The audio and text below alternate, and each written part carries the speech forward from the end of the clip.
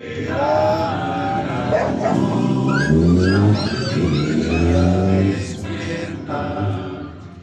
sol cada sombra nocturna ahuyenta.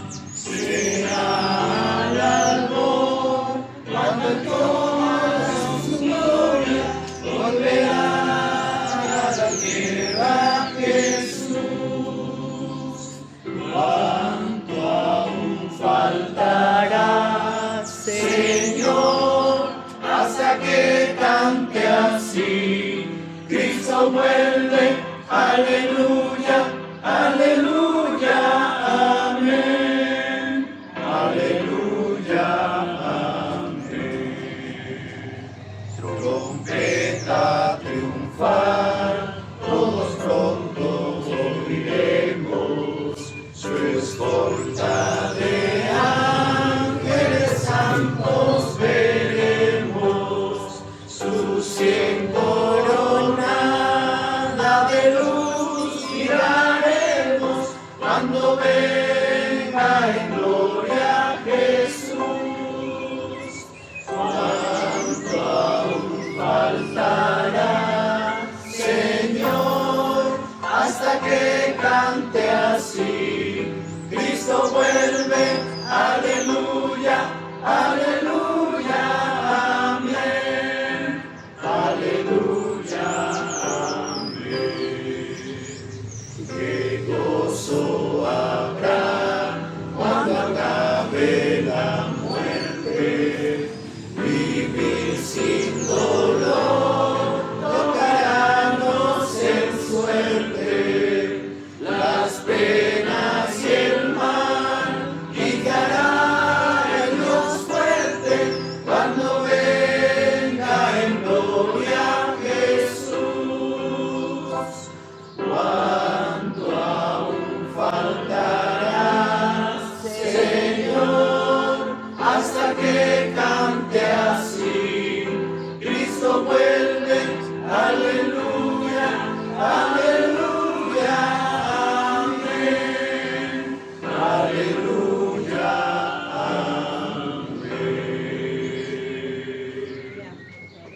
amén. Amén. Hermanos, vamos a ponernos de rodillas los que puedan.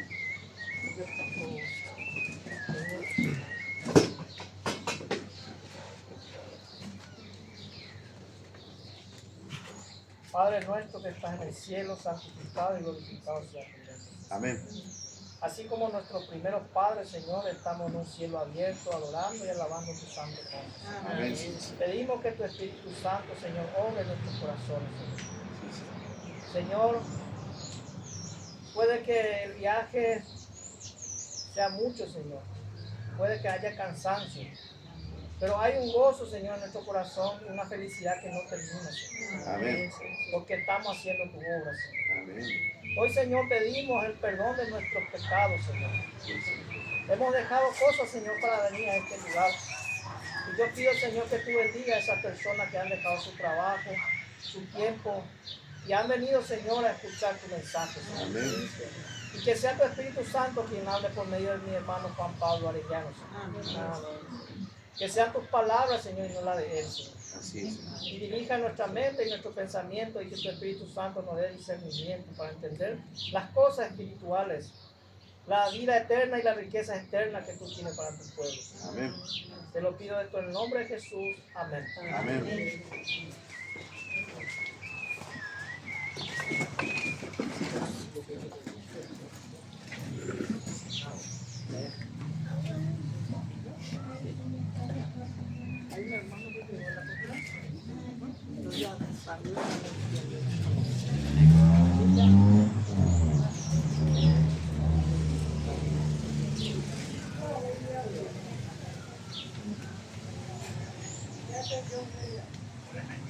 Bueno, me toca presentarle a mi hermano Juan Pablo Arellano. Él viene de México. Nos estuvo acompañando en un congreso en Encarnación. Ayer terminamos el congreso. 13, 14 horas de viaje. Llegamos cansados, pero tenemos un gozo y una felicidad que no termina. Amén. Y gracias, hermanos, porque a pesar del cansancio, Miren, hermanos, para eso estamos. y bueno, le damos la palabra a él para que nos comente más, ¿verdad?, el tema y también a dónde viene, ¿verdad? Gracias. Buenas tardes, hermanos, tengan todos ustedes. Buenas tardes. Buenas tardes, hermanos. Me da gusto conocer al resto, o me parece todavía faltan algunos hermanos que habitualmente se reúnen aquí en este lugar. Sin embargo, algunos de ustedes no tenía el gusto de conocerlos. Y bueno, me siento contento de estar aquí, agradezco la hospitalidad de mi hermano Dionisio, de la familia, su esposita que amablemente me está estado atendiendo, agradezco. Y quiero darles también la bienvenida a cada uno de ustedes. Como ya se ha dicho, hermanos, mi nombre es Juan Pablo Arellano, yo vengo de México, hermanos, la República Mexicana, así que por ahí todavía traía una carga ligera. La mayoría de la carga la dejé cuando di los saludos para los hermanos allá que me encargaron, pero a ustedes no los había visto, así que ese resto de carga debo dejarla, hermanos. Reciban los saludos de los hermanos de México. Ellos también les envían un fuerte abrazo, hermanos. Y comentaba yo con los hermanos lo bonito que es saber que a pesar, hermanos, de que hay distancia, de que muchos kilómetros, mucho mar puede separarnos, nos une una fe. Eso es algo gratificante. No sé si me escuchen bien las personas de atrás o si no puedo, para si no subir un poquito el volumen la voz, pero si me escuchan bien, bueno, agradezco. Vamos a estudiar un tema que hemos estado estudiando con los hermanos allá en el... A ver, Ale, aquí, algo pasó, por favor. Tanto me estuvo explicando Ale qué tenía que hacer y al final...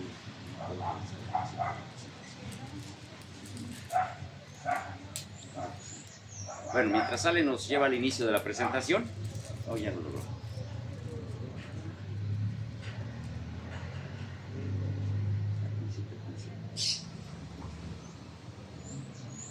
Ya se mira. Sí, ahí ya se mira.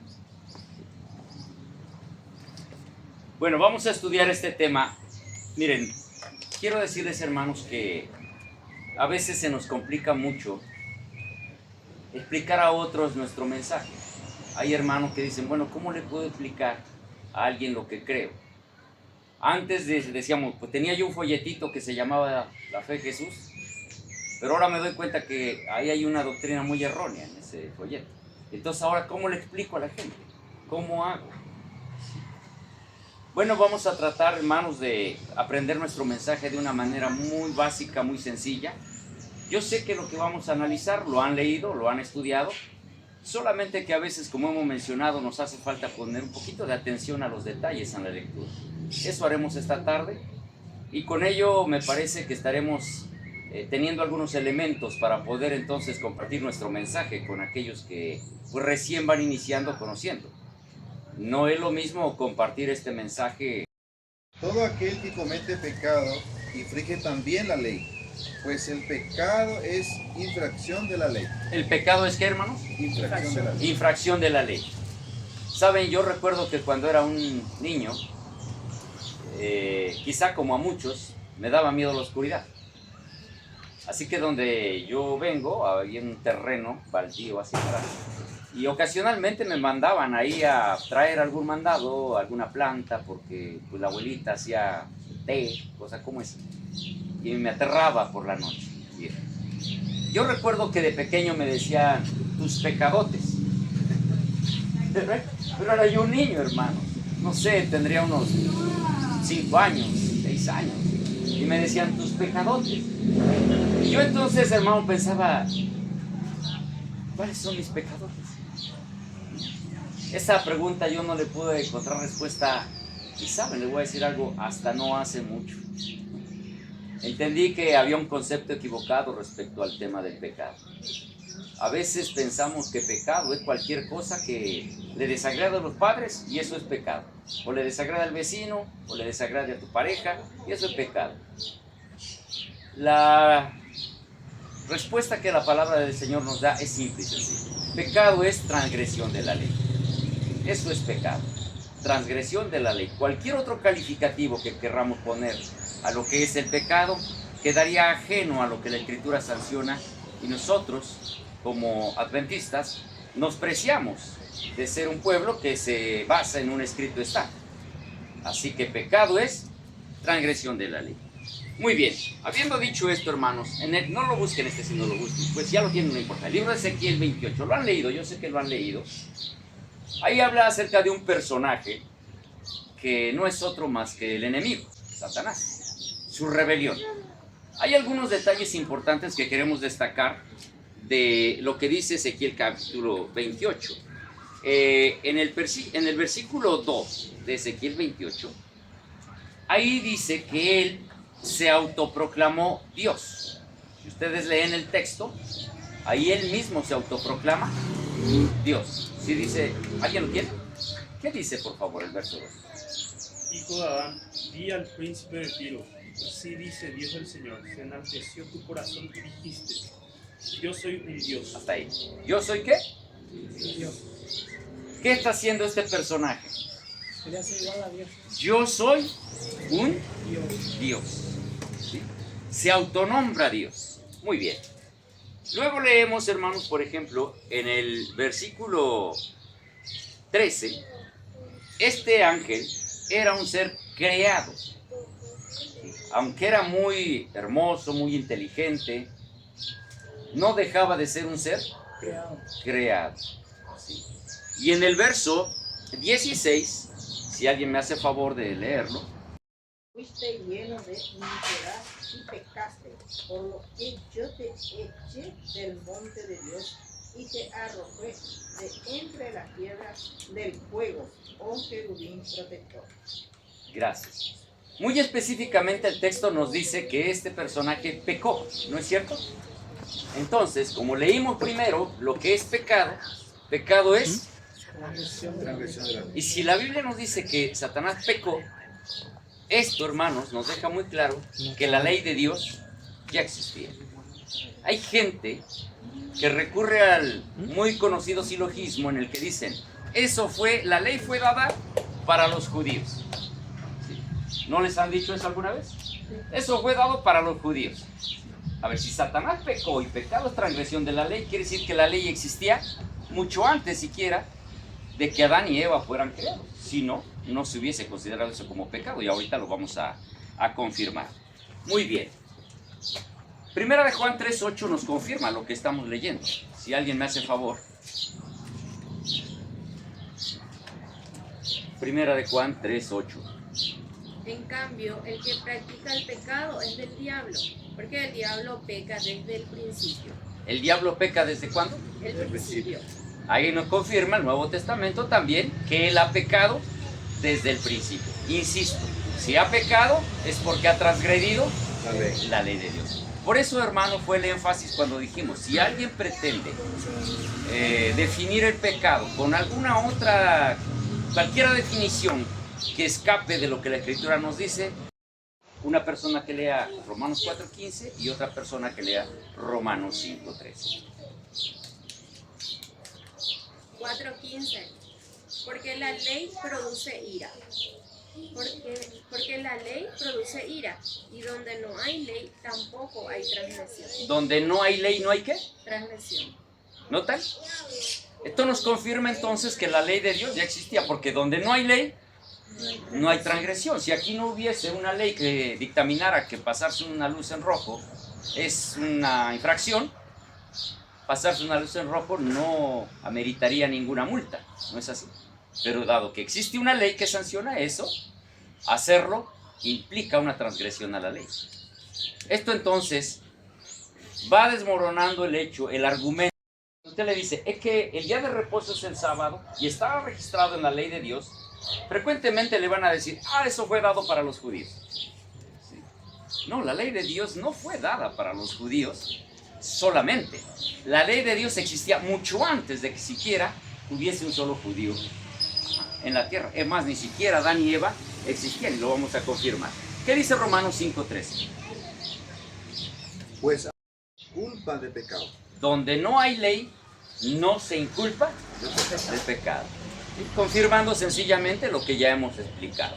Esto entonces establece claramente que en el cielo, hermanos, existía hechos en verdad y en rectitud.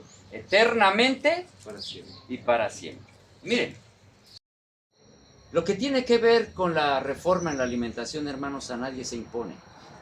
Es algo que la persona debe de entender, porque si dice estarse preparando para la vida eterna, estas serán las condiciones allá. Yo no me imagino a mi hermano César, Alejandro. a mi hermano Alejandro, con su tenedor y su cuchillo allá en el Edén, viendo a ver a qué hora se descuida la vaca La gallina. o la gallina. Ahora, ¿cómo solucionaron los adventistas este problema? Dijeron, cuando el Señor venga, esto corruptible será vestido de incorruptible. Entonces dejaremos de pecar. Mientras tanto, comamos y bebamos, que mañana moriremos. En cuanto a la alimentación y el pecado, hoy los adventistas, por eso digo, el que no conoce la doctrina adventista antes del 55, 1955, y conoce ahora, tendría que recapitular su doctrina. Porque hoy el adventista enseña que no se puede vencer el pecado.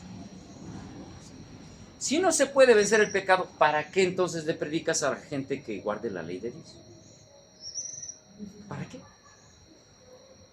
Hoy enseñan eso. Y ahí traigo la evidencia, si gustan se la muestro.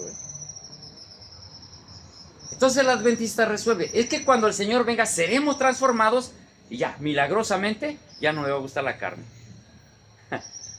Milagrosamente, ya no voy a pecar.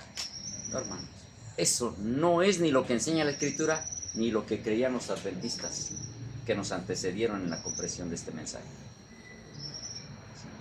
La tierra será restaurada a su estado edénico, junto con ello la alimentación.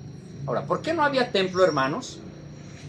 Porque la relación antes de la entrada del pecado era cara a cara. No había necesidad de una estructura o un edificio. ¿Saben qué ha hecho el enemigo hoy?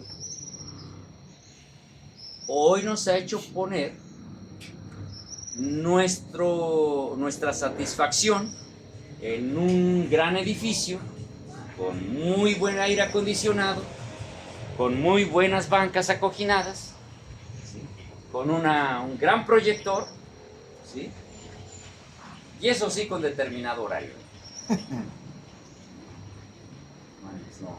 Eso es lo mismo que le pasó al pueblo de Israel. ¿No han leído, hermanos, acaso cuando el pueblo de Israel al Señor Jesucristo le dijo, oye Señor, mira nada más que templo, mira qué chulo templo tenemos? ¿Ah? ¿Ya han leído eso? ¿Y qué les dijo el Señor? ¿Qué dijo el Señor? Es 3 días. De cierto les digo que de todo esto no va a quedar piedra sobre piedra. Hoy los hombres se precian de tener estructuras y edificios. La realidad es que en la nueva dado los 10 mandamientos. ¿Y no nos lo dice acaso la Escritura en el libro de 1 de Corintios 13 y Hebreos 12? Dice, ahora vemos por espejo oscuramente, mas entonces veremos cara a cara. Hebreos dice que sin santidad ninguno verá al Señor. Ahora, fíjense lo que dice Hebreos. Sin santidad ninguno verá. ¿Qué es primero? ¿Primero ves al Señor y luego viene la santidad? No. ¿O primero la santidad y luego ves al Señor? Primero la santidad. Entonces, ¿qué le decimos a los adventistas que hoy creen que primero viene el ver al Señor y luego te da la santidad? Que Está equivocada esa enseñanza, hermano. No puede ser.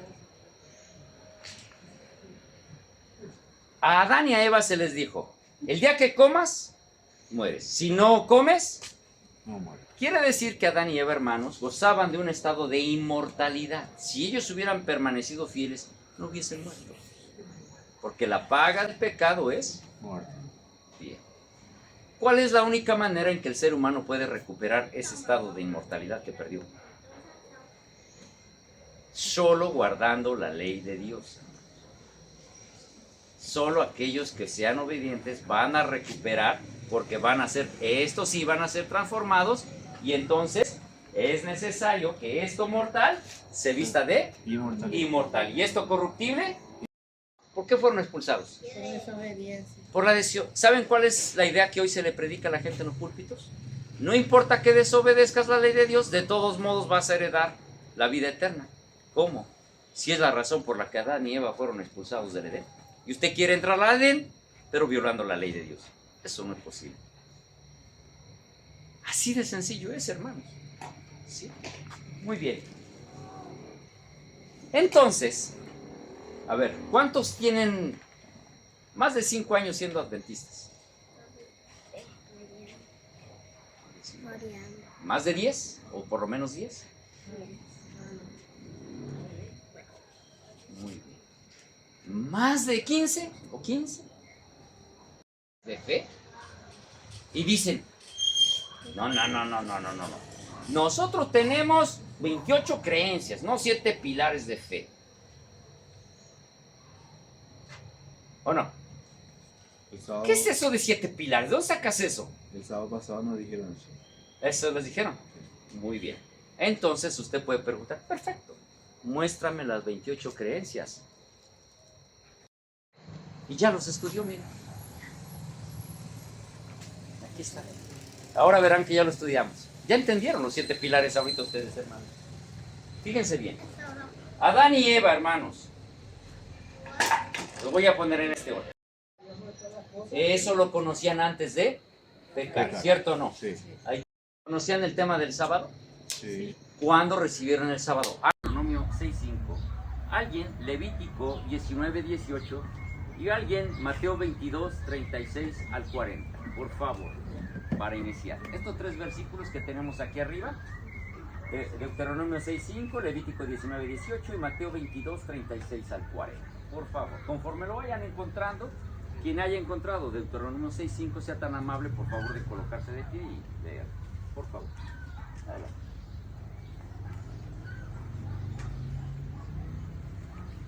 Deuteronomio 6:5 dice así. Y cuando toquen prolongadamente el cuerno de... Deuteronomio 6:5, hermano. Ya me sonaba rara la lectura. Ay, mi Señor, perdón. No tenga cuidado, hermano.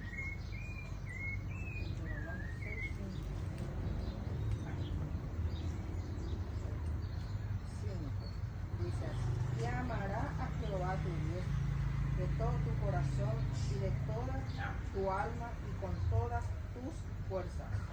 Llamarás al Señor tu Dios con todo tu corazón, con toda tu alma y con todas tus fuerzas. No lo olviden. ¿Qué dice luego entonces, hermanos?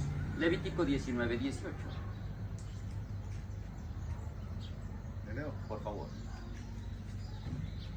No te vengarás ni guardarás rencor a los hijos de tu pueblo, sino amarás a tu prójimo como a ti mismo. Yo, Jehová. Amarás a tu prójimo como a ti mismo. Muy bien. Ahora leamos Mateo, capítulo 22, verso 36 al 40. Este es un relato muy conocido por todos nosotros, pero precisamos leerlo para entender lo que queremos significar. Por favor. Que lo tenga. Maestro, ¿cuál es el mayor mandamiento de la ley? Jesús respondió: amarás al Señor tu Dios con todo tu corazón, con toda tu alma y toda tu mente. Sí, hasta el 40, hermano. Este es el primer y mayor mandamiento. Y el segundo es semejante a este: amarás a tu prójimo como a ti mismo. De estos 2 mandamientos dependen toda la ley y los profetas. Gracias. Miren, en cierta ocasión al Señor Jesús le dijeron: oye, ¿cuál es el primero y más grande mandamiento de la ley? Pienso, hermano, que si le hubieran preguntado a cualquiera de nosotros, habríamos dicho el cuarto. Quizás habría sido nuestra respuesta. El Señor da una respuesta muy interesante. ¿Cuál es el primer gran mandamiento que Él cita? Amarás al Señor con todo tu corazón, con toda tu alma y con toda tu mente. Es decir, Él está citando Deuteronomio 6:5, 6:5. ¿correcto? Y no queda ahí su respuesta. Dice, el segundo es semejante a este. Amarás a tu prójimo como... ¿Qué está citando? Levítico 19:18. Levítico 19:18. Y agrega, de estos 2 mandamientos depende toda la ley. ¿Por qué hacemos este énfasis? Van a escuchar el argumento de que cuando Jesús vino a realizar su ministerio, ya no fueron más 10 mandamientos, solo 2.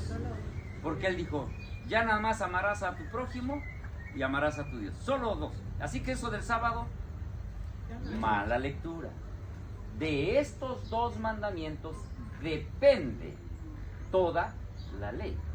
Ya vamos a entender un poquito más adelante por qué nosotros creemos, como nos enseña tal cual la Escritura, estas palabras del Señor Jesús. De esos dos mandamientos depende toda la ley. Lo que estamos encontrando aquí, permítanme ir a la imagen, miren, esta es sencillamente una representación más o menos de lo que serían los 10 mandamientos. Recuerdan que fueron dados en 2 tablas de piedra a Moisés. Los primeros 4 mandamientos, hermanos, nos hablan de la relación del hombre para con Dios. ¿No es cierto? ¿Cuál es el principio para sustentar estos 4 mandamientos? Amarás al Señor tu Dios con todo tu corazón. Los otros 6 hablan de la relación del hombre para con él, con el hombre. ¿Sí? ¿Cuál es el principio básico para sustentar estos 6 mandamientos? Amarás a tu prójimo como a ti mismo. Ahora les pregunto, si ya establecimos que la ley de Dios, que violar la ley de Dios es pecado y que Satanás pecó, yo les pregunto, ¿cuál mandamiento de la ley de Dios violó Satanás? ¿Cuál? Porque nosotros decimos, es que pecado, transgresión de la ley. Pecó, violó la ley. Y si alguien le pregunta, ¿cuál violó? ¿Cuál de los mandamientos violó Satanás? Si tú me estás afirmando que él pecó, que violó la ley, dime cuál de los mandamientos violó. Vamos a leer este par de versículos adicionales. Isaías 14, versículos 12 a 14. Y San Juan 8:44. Vamos a leer estos 2 textos en ese orden, por favor. Isaías 14, 12 al 14.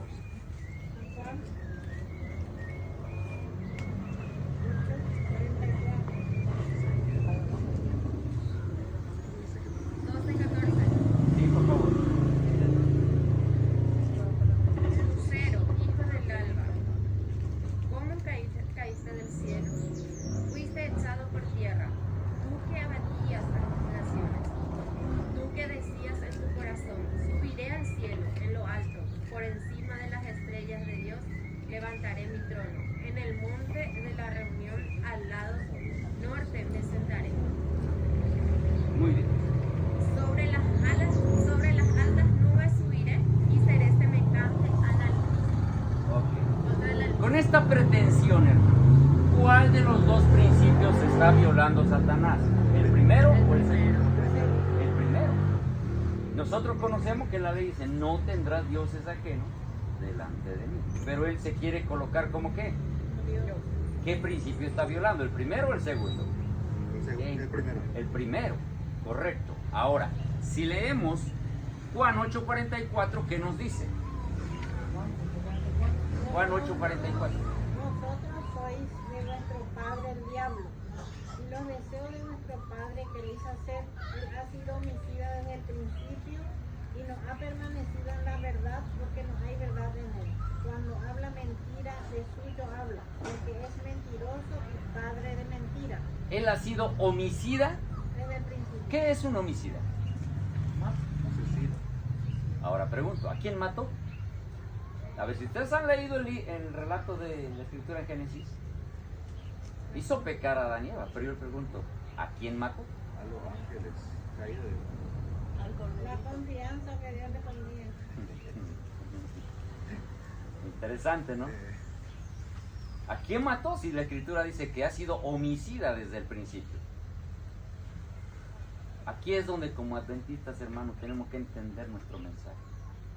A ver, ¿cuántos de ustedes han leído sobre el tema del santuario? ¿Puedo ver sus manos?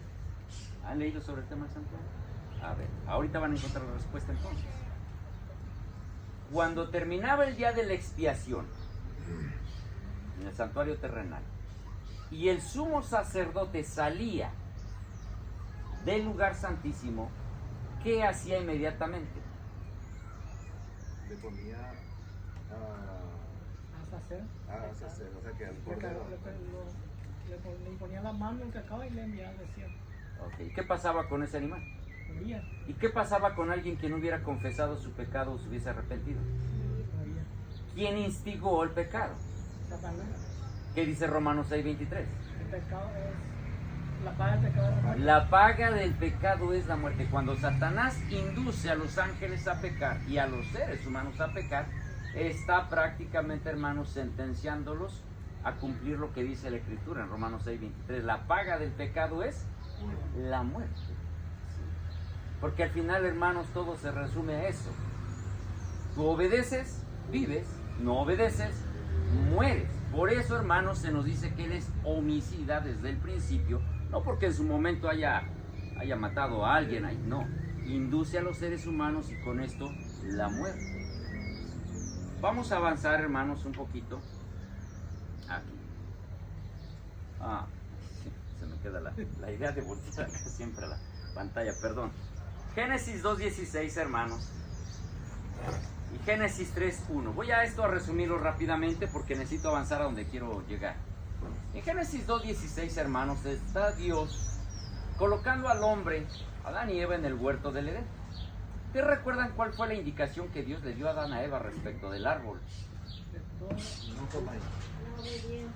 De todo árbol del fruto comer, pero del árbol del conocimiento del bien y la ciencia del bien y el mal, no comeréis, porque el día que de él comieres, ciertamente moriréis. El día que de él comieres, ciertamente, Morirás. ¿notan? Desobedeces, mueres. Obedeces, vives. Perfecto. Cuando el enemigo viene, hermanos, siempre se encarga de distorsionar la palabra del Señor. Él le dijo a Adán y Eva: de todo lo que tú puedes comer, de todo lo que ves, puedes comer. Solamente de este árbol, no comas. Todo el resto lo puedes comer. Ahora, cuando el enemigo se acerca, le dice a Eva: con que Dios les dijo que no pueden comer de todos los árboles del... ¿Eso dijo Dios? Sí. Parece lo mismo, pero no es igual. Siempre, hermanos, se encarga de distorsionar la palabra. Y con esto hace ver a Dios injusto. Injusto. ¿Qué clase de Dios, si es que es amoroso, pondría a sus hijos ante una situación tal en que toda la hermosura del Edén solo era para contemplarla y no para disfrutarla? No, el Señor no había limitado a Adán y Eva a un espacio en el que no pudieran disponer de nada. Les ha dicho: todo lo que hay en el huerto pueden comer, salvo... Y el enemigo le dice: con que te dijo que no puedes comer de todo lo que hay en el huerto. ¿Se dan cuenta? Eva, pensándose inteligente, se quiere poner a enseñarle de la fe de Jesús al Satanás ahí en el Edén. Ustedes conocen el resultado, hermano. ¿Sí? Conocen el resultado. ¿Qué está haciendo ahí? Está distorsionando el carácter de Dios desde el principio. Tengo que avanzar, hermanos, porque quiero llegar a algo. Ahora que está en ese diálogo con Eva y que Eva le está queriendo enseñar, él le hace una oferta. Miren, en Génesis, hermanos, capítulo 3, verso 5. ¿Quién lo lee, por favor? Fíjense lo que le está diciendo. Adelante, hermano. Sino que sabe Dios que el día que coméis de él será abierto vuestros ojos y seréis como Dios, sabiendo el bien y el mal. ¿Y seréis qué? Abriendo su obediencia. Sabiendo el bien y el mal. Antes. ¿Seréis como qué? Seréis como Dios. A ver. Dios le dice: no comas, el día que comas mueres. Viene Satanás y le dice: no, te están engañando. Y ya que tú comas, vas a ser como qué? Como Dios. ¿Recuerdan cuál fue la pretensión que él tuvo que leímos en Isaías 14? Quería ser como qué? Como Dios. Entonces viene con esa misma idea y ahora le dice: si tú desobedeces, tú vas a ser como Dios. ¿Se dan cuenta? Es que esa pretensión, hermanos, no la ha perdido. Pero le dice entonces ahora: desobedeces, vas a ser como Dios. ¿Sí? Muy bien. Tengo que ir avanzando rápido, hermanos, porque necesito llegar a algo que quiero destacar en esta tarde. Muy bien. A ver, ya está Adán, ya está Eva, está la serpiente, han pecado, viene Dios. ¿Dónde estás tú? Busca a Adán. Y ustedes conocen la respuesta. Ahora, hay algo que quiero preguntar, hermano. ¿Saben lo que significa diablo, verdad? Es el acusador. Acusador. Ahora, ¿por qué en el Edén? ¿Por qué Satanás no exigió la muerte de Adán y Eva? Si Dios había dicho, el día que comas, ciertamente, pregunto, ¿murieron ese día Adán y Eva? Es que iba a entrar la muerte atrás. Pero fíjense bien, es que el mandato decía, el día que comas, ciertamente, o sea, no es broma, ciertamente que morirán. ¿Por qué no murieron ese día? Más aún, ¿por qué Satanás no le dijo al Señor, oye, tú dijiste el día que comas, van a morir? Que mueran. Cumple tu palabra. ¿Por qué no pidió la muerte de Adán y Eva? ¿Por qué no murieron ese día?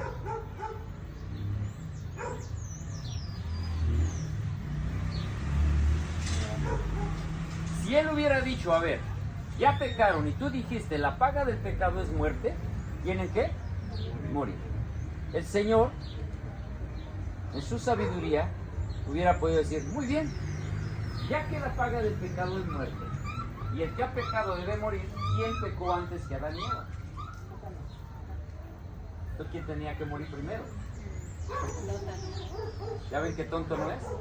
Por eso no exigió la muerte de Adán y Eva. De otra manera, él tenía que haber muerto primero, antes que Adán y Eva. Sí, exacto. Pero nos queda una pregunta pendiente. ¿Por qué no murieron Adán y Eva ese día?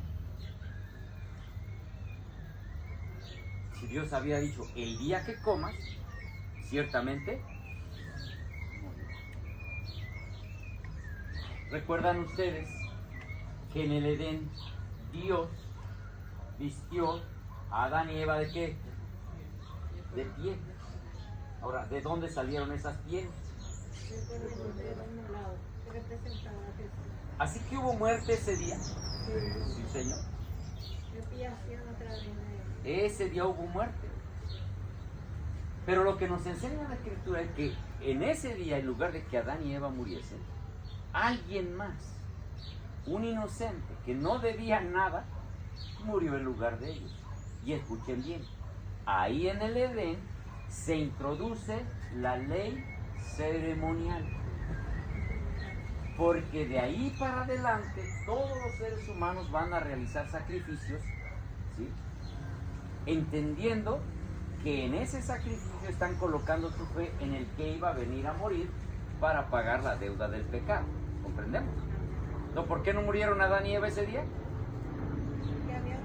Porque alguien más murió en su lugar. Ahora bien, miren hermanos, hoy los seres humanos estamos tan, pero tan lejos de lo que es entender el plan de la redención. Hoy las personas se precian de vestir ropa de marca, buenos abrigos, buenas camisas, buenos suéter, no sé. Pero quiero que piensen en la primera pareja. Cuando Adán y Eva pecaron y fueron vestidos de pieles, hermanos, imagínense, hermanos, que hubiese habido espejos, obvio no lo había, ¿verdad? Pero de haber habido un espejo, ¿qué es lo primero que Adán y Eva verían al espejo cada que se miraran? Esa piel. ¿Qué les recordaría? La muerte. Que alguien más había muerto en su lugar. Es decir, en ese momento lo que portaban como su vestimenta les recordaba que alguien había sido humillado y que ellos no merecían siquiera la vida. Hoy los seres humanos se miran al espejo y se miran, wow, mira nada más qué chulada de ropa tengo. Cuando el ser humano mira en la vestimenta que hoy tiene, ¿cuándo recuerda que alguien más murió por usted? No recuerdo. ¿Se dan cuenta cuán distorsionado está el plan de salvación? En cosas tan sencillas como eso, pero que a veces no analizamos. En ese momento entonces se estaba introduciendo, decíamos, la ley ceremonial. Y de ahí para adelante todos los descendientes de Adán y Eva, cuando ofrecieran un sacrificio, ¿qué habrían de recordar? La muerte. La muerte de aquel, o anunciaban la muerte de aquel que iba a venir a pagar la deuda del hombre. Hasta entonces, y de ahí para adelante, por figuras a través de animalitos. Pero llegaría el momento cuando tendría que venir el que iba a pagar con su muerte en la cruz. Ahora bien, quiero que chequemos, por favor, lo que dice, alguien que me busque, Primera de Pedro, capítulo 1, verso 18 al 20. Alguien más, Génesis 3.15. Y alguien más, Apocalipsis 13.8. Y es más, alguien más, San Juan 1.29, perdón, San Juan 1.29. Los 4 últimos versículos que tenemos en pantalla, por favor. Y en la medida que lo vayan encontrando, le dan lectura. Yo tengo Primera de Pedro, A ver, ¿qué dice, hermano? del 18 al 20. Por favor. Sabiendo que fuisteis rescatados de vuestra vana manera de vivir, la cual recibisteis de vuestros padres, no por cosa corruptible, como oro o plata, sino por la sangre preciosa de Cristo, como de un cordero sin mancha y sin contaminación, ya destinado desde antes de la fundación del mundo, pero manifestado en los postreros tiempos por amor de vosotros. ¿Desde cuándo se determinó, hermano, que Cristo iba a ser el Cordero que quita el pecado del mundo? De antes de la fundación del mundo. Desde antes de la fundación del mundo. Recuerdan que comentamos que antes siquiera que fuera formado el mundo, ya el pecado había iniciado en el cielo. Cuando pasó en la mente del Señor crear la tierra, poblarla con seres humanos, Él, hermano, tenía ya en la mente también el plan de la redención ante cualquier eventualidad. Por eso el texto nos dice, desde antes de la fundación del mundo. Así que ustedes, hermanos, deben de tener presente que nuestra redención no fue un acto emergente Una casualidad. ni una casualidad. Esto fue planeado desde antes de la fundación. Porque Dios sabía que el hombre iba a pecar. Sabía que cabía la posibilidad. Sí. Sí, hay una abismal diferencia, hermanito. Sabía que cabía la posibilidad.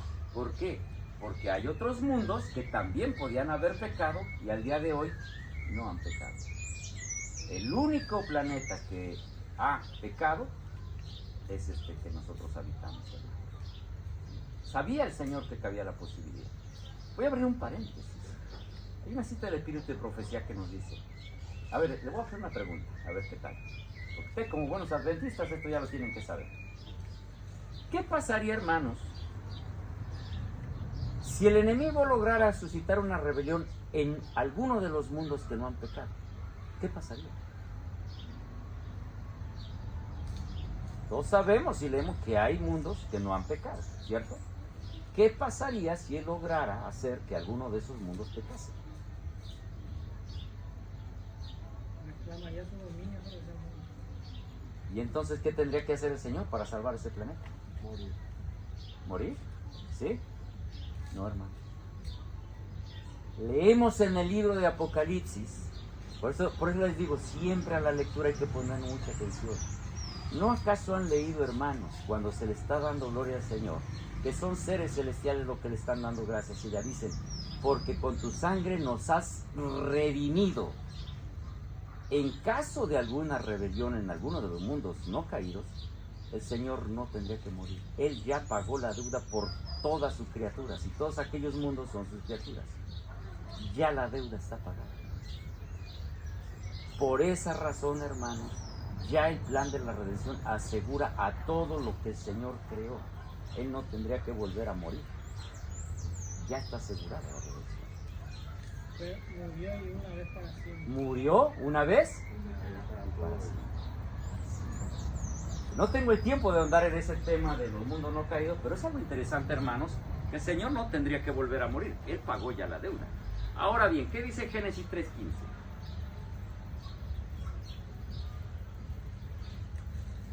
Génesis 3:15.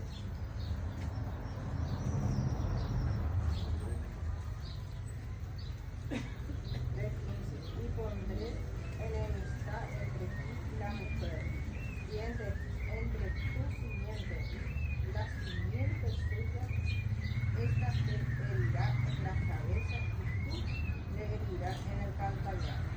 En Génesis 3:15, a Adán y Eva se le está anunciando el plan de redención que había sido concibido ¿desde cuándo? Desde antes de la fundación del mundo. Ahora se está anunciando, se concibió en la eternidad y ahora se le está anunciando. Pondré enemistad entre ti y la mujer, entre tu simiente y la simiente. Se está anunciando la venida de una simiente, alguien que iba a solucionar el problema del pecado. Ahora, en Apocalipsis 13:8, ¿qué dice?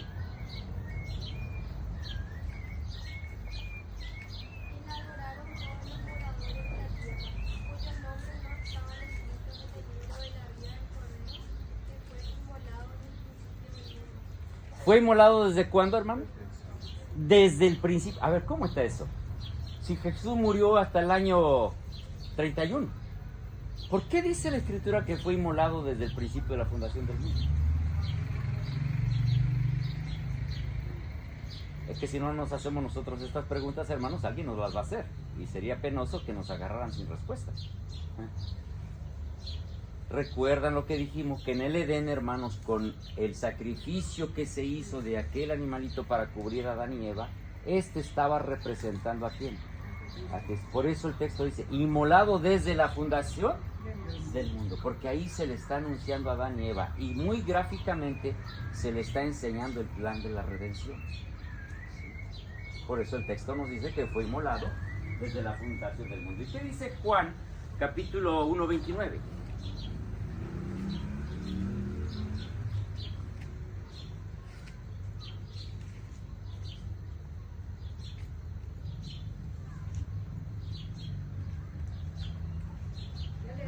Por favor, hermano. 29.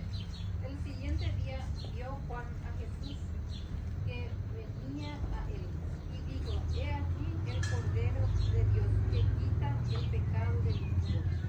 Amén. Mire, entonces, a ver, adventistas, esto ya lo deben de tener aquí en la cabeza. ¿Cuándo fue establecido el plan de la redención? Desde antes. ¿Cuándo fue anunciado? En el Edén. ¿Cómo fue prefigurado? ¿Y cuándo se cumplió?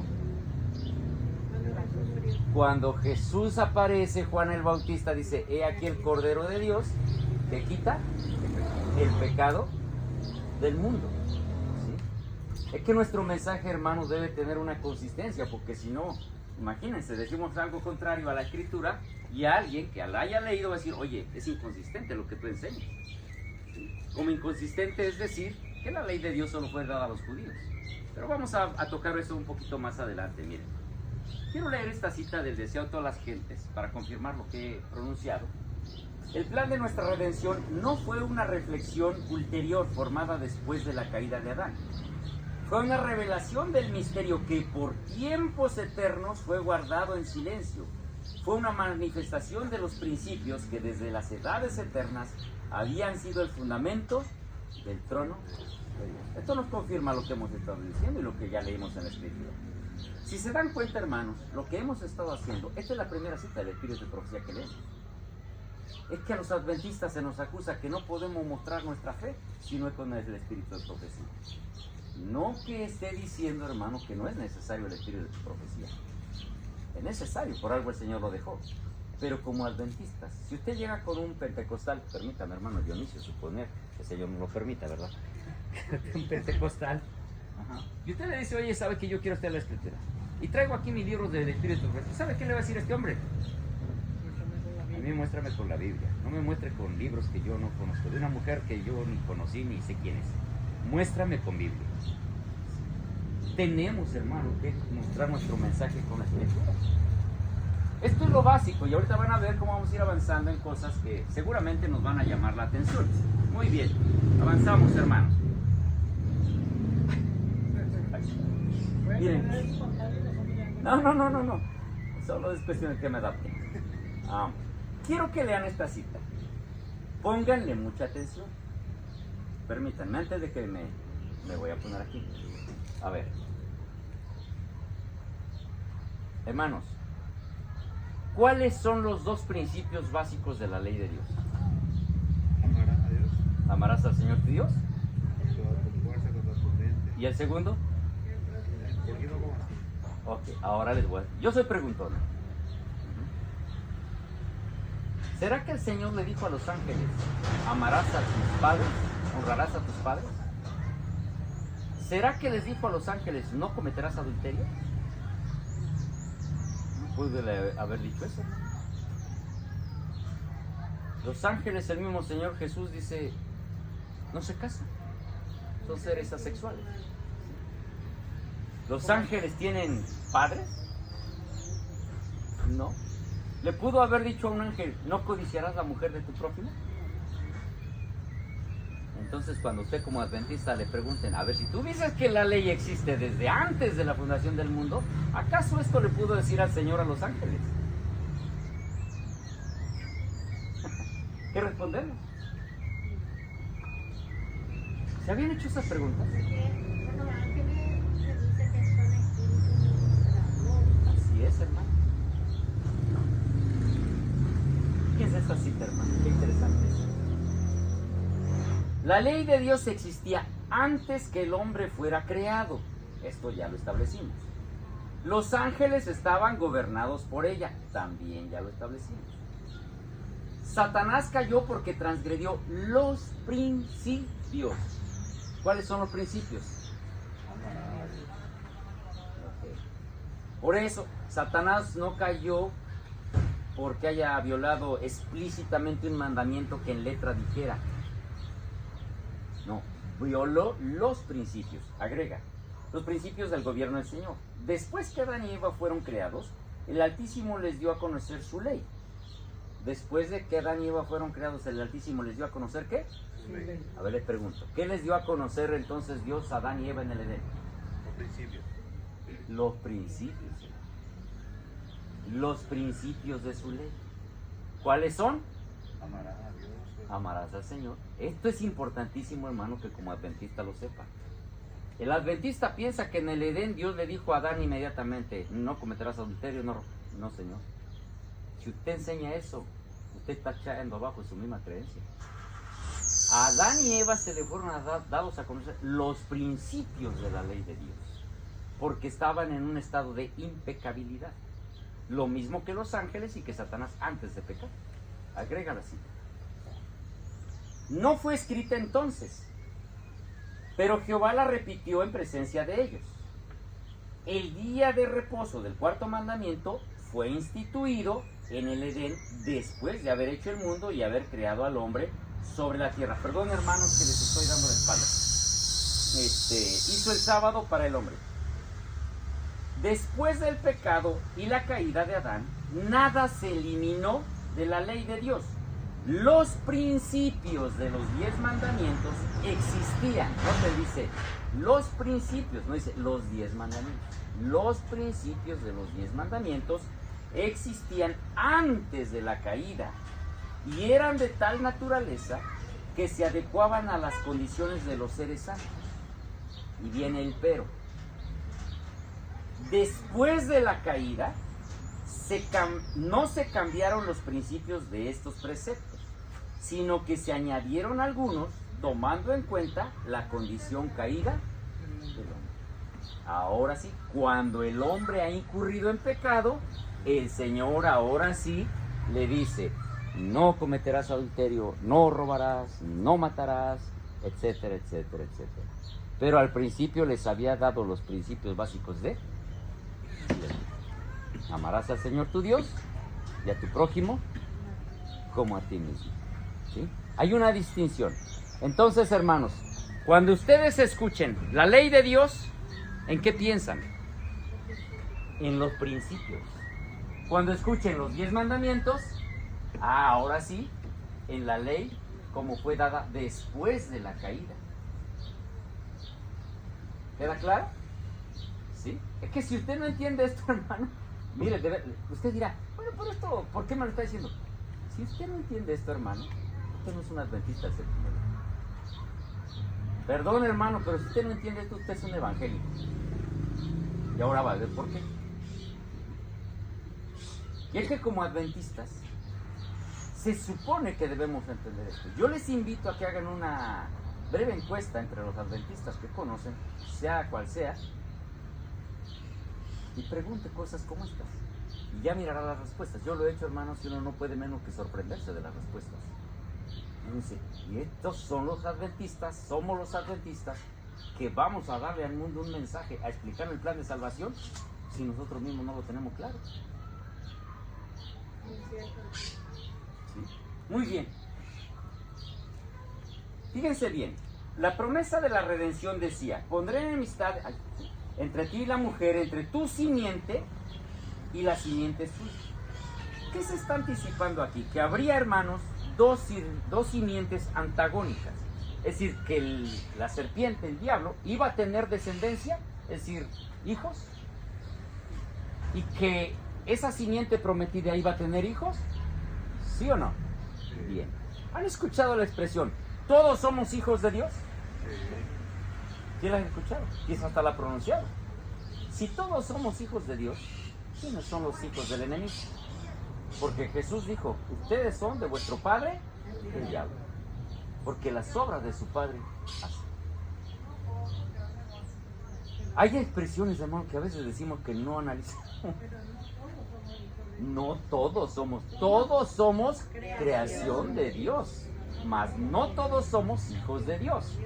Por eso repito, hay que tener cuidado con la expresión que uno dice, pero ya van a entender por qué se viene desarrollando esa idea de que todos somos hijos de Dios. Muy bien, acuérdense que tiene que haber una enemistad entre las dos simientes. Ahora, ¿alguna vez, hermanos, les han dicho que ustedes por guardar la ley de Dios están bajo maldición? ¿No se los han dicho al cansancio? Ah, que ustedes guardan la ley de Dios, están bajo maldición. ¿Cómo se entiende? Porque la salvación es por gracia. Y le citan, le citan esto. Porque todos, mejor le prendo. Porque todos los que dependen, dice, todos los que dependen de las obras de la ley están bajo maldición. ¿Ya ves? Ya estás bajo maldición. Y usted se arranca la cabeza y dice, Que no hay necesidad ni de guardar el sábado, que el sábado no lo podemos hacer, comprar, vender y hacer todo. ahora, ¿qué responde usted, hermano, cuando le dicen esto? Deja, voy y le pregunto al pastor. Deja, voy y le pregunto al hermano X o al hermano Y. Tiene que estar preparado para la respuesta. Vamos a analizar la escritura. ¿Sabe qué nos ha pasado como adventistas? Hemos dejado de ponerle atención a la lectura. O más aún, hemos dejado de leer. Más lo segundo, ¿verdad, hermano? Fíjense bien, dice. Cuando entró el pecado en el mundo, hermanos, y no antes, se produce maldición. ¿No acaso le dijo el Señor a la serpiente, por cuanto esto hiciste, maldita serás? ¿Cuándo se pronuncia maldición? ¿Antes de que se quebrante la ley o después? Después, no antes. Antes del quebrantamiento de la ley no hay maldición. La maldición viene cuando se quebranta la ley. ¿Cómo confirmamos eso? Miren esta cita. Bueno, esta. En Daniel 9:11. Todo Israel traspasó tu ley, apartándose para no oír tu voz. Por lo cual ha caído sobre nosotros, ¿qué? Maldición. ¿Cuándo es que cae maldición sobre una persona? ¿Cuando obedece o cuando desobedece la ley? Pero ahora te dicen, no, tú como guardas la ley, tú estás bajo maldición. Traspasas la ley y cae. Una cita más, Deuteronomio 28:45. Vendrán sobre ti todas estas maldiciones y te perseguirán y te alcanzarán hasta que perezcas, por cuanto no habrás atendido la voz de Jehová tu Dios para guardar sus... ¿Cuándo es que viene maldición? ¿Cuando violas los mandamientos o cuando los obedeces? Cuando violas los mandamientos.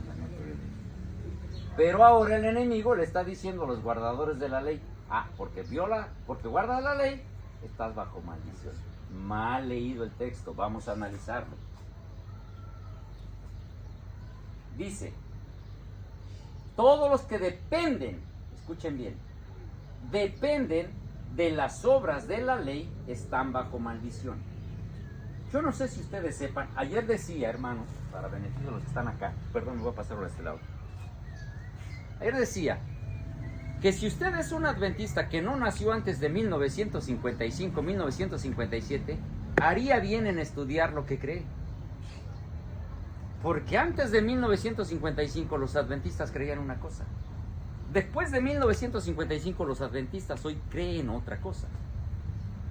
Y usted dígale a un adventista, oye, ¿te cambiaron tu religión? ¡Ah, estás mal! Escuchen lo que voy a decir, hermanos. Y lo digo con todo respeto y con toda la responsabilidad que esto que voy a decir merece. Tanto los adventistas como los testigos de Jehová han sido programados para ser escuchados, pero no saben escuchar. A los dos les han dicho, tú tienes la verdad, tú tienes la verdad, tú tienes la verdad. Y el adventista y el testigo dice, nadie me va a venir a mí a enseñar nada porque yo ya tengo la verdad. Ya sé. Ayer poníamos el ejemplo. ¿Quién de ustedes no ha leído su acta de nacimiento? Todos lo hemos leído. No hacerlo sería no conocer nuestro origen, nuestra identidad. Es penoso que los adventistas hoy no han leído su acta de nacimiento. Piensan lo que hoy creen es lo que siempre se ha creído. Y eso no es no haber leído su acta de nacimiento. ¿Por qué digo esto? Quizá muchos adventistas ignoren que en 1888, dentro de la iglesia adventista, hubo un problema en entender el tema de la ley y la gracia. Hubo gente, por ejemplo, un hombre de nombre Urias Smith, otro de apellido Butler, otro de apellido Wagner, otro de apellido Jones, que se vieron envueltos en un conflicto por entender el tema de la ley y la justificación. Afortunadamente, el Señor inspiró a Ellen White para resolver esta situación y en el libro Patriarcas y Profetas resuelve el asunto de una manera magistral. Pero hay adventistas que no saben eso. ¿Cuál era el problema? Muchos adventistas, antes como ahora, se han encargado solo de exaltar la ley. La ley, la ley, la ley, los 10 mandamientos, la ley, la ley, la ley. Y todo es la ley. Dejando la impresión ante el mundo que nosotros pensamos que somos salvos por guardar la ley.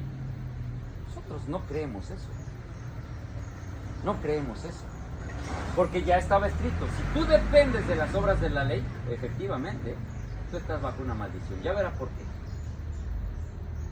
Dice, pues escrito está, maldito todo aquel que no permaneciere en todas las cosas escritas. No está diciendo maldito el que permaneciere, maldito el que no permaneciere en las cosas escritas. Y agrega que Cristo nos redimió ¿de qué?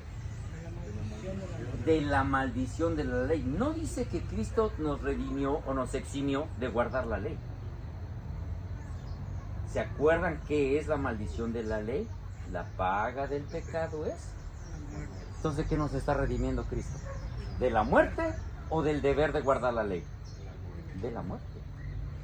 Pero si el adventista no entiende esto, fácilmente, hermano, como ha sucedido, a muchos los van a hacer caer. Y cuando digo adventista, hermano, me refiero a adventista en términos generales. No me refiero solo a adventistas de la corporación o adventistas que no estén en la corporación. Me refiero a adventistas generales. Si el adventista no entiende esto, hermano, entonces nos van a hacer caer. ¿Qué respecto al argumento de que la ley fue dada para los judíos?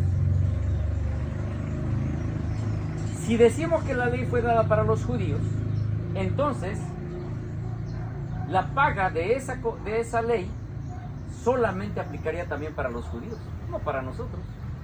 Nosotros estaríamos bajo condenación. Es que es inconsistente esos argumentos. No, es que eso solo fue para los judíos. Perfecto.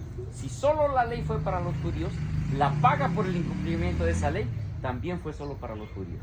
Por lo tanto, nosotros estamos bajo condenación. Entonces Cristo vendría a morir solamente por los ¿Solo judíos? por los judíos murió? Además, ni siquiera los judíos lo entienden así, hermanos. Ellos siguen esperando un Mesías que les venga a establecer un reino. Y ellos no están esperando a alguien que venga a solucionar el problema del pecado. Que esos argumentos, hermanos, están fundamentados sobre arena. Muy bien. Tengo que avanzar, hermanos. Esto es interesante que lo entendamos. Me indican el tiempo, por favor, cuando yo deba concluir, porque si no me dicen nada.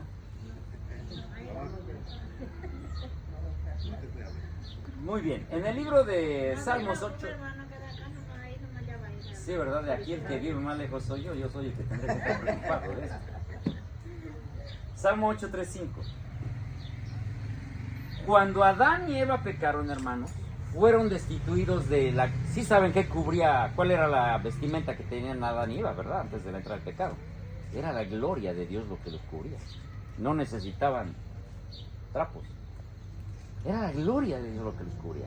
Cuando han pecado, esa gloria les es ¿qué? Retirado. ¿No dice acaso la Escritura? Por cuanto todos pecaron, están destituidos de la gloria de Dios. Pero cuando nuestro Señor Jesucristo obedece, Él, hermanos, es coronado de gloria. Es decir, lo que Adán perdió, lo recupera ¿quién? Miren, les invito a que hagan un experimento. A algún hermano que no haya venido esta vez, repito, cuando digo adventistas en términos generales, pregúntele, oye, explícame eso del señorío primero y el señorío segundo. Hágale esa pregunta a un adventista. Que si yo se las hiciera ahora, por la depresión que estoy mirando. Explícame qué es el señorío primero y el señorío segundo. ¿Dónde te andas metiendo tú? ¿Qué religión estás oyendo? Un adventista que no entiende esto, hermanos, entonces, ¿qué predica? Adán fue colocado como el Señor, el representante ante Dios de este planeta Tierra. Cuando él peca, ese señorío se lo arrebata ¿quién? Y cuando Cristo muere en la cruz, ese señorío lo recupera. Y cuando hablamos del señorío primero en el libro de Miqueas, es que cuando esta tierra sea restaurada a su estado edénico, ¿saben quién va a tener el señorío? Adán. Se lo va a restaurar a Adán, hermanos. Miren, tenemos que leer, hermanos, por el amor de Dios, tenemos que leer. Adán va a ser restaurado. ¿Cuántos tienen el libro Historia de la Redención? A ver, para empezar. ¿Puedo ver las manitas? Historia de la... No, pues con razón. ¿Nadie tiene Historia de la Redención? Hermanos, tenemos jóvenes que son expertos en tecnología. ¿Ah? Yo sé que Santiago, disculpe Santiago por irrumpir violentamente en la madrugada a su habitación. Disculpe, yo sé que Santiago debe de entender. Los jóvenes hoy como que nacen ya con eso, ¿verdad? Uno ya, esas cosas es difícil. Por favor, hermanos, descarguen ese libro. Hoy es fácil encontrar eso material. Descarguen el libro Historia de la Redención. Léanlo, hermanos, por favor. Léanlo. Tenemos que entender esto. Lo que estoy diciendo, hermano, no me lo estoy inventando. Como verán, es consistente con la Escritura, pero también a través del Espíritu de Profecía nos es comprobado. Entonces, hermanos, cuando el Señor Jesús muere en la cruz, le está arrebatando a Satanás el reino. Y usted dirá, ¿pero por qué seguimos así? Voy a hacer un paréntesis y escuchen bien. Otra cosa que le puede preguntar a un adventista. A ver, explícame la diferencia entre el reino de gracia y el reino de gloria. ¿Cuándo se establece uno y cuándo se establece el otro? Oye, no podemos estudiar solamente de que Saqueo se subió al árbol y... ¿Cuántos saben cuándo se estableció el reino de gracia, hermano? ¿O no se ha establecido? Cuando Jesús resucitó. ¿Sí? ¿Están de acuerdo, hermanos? Perfectamente mal contestado.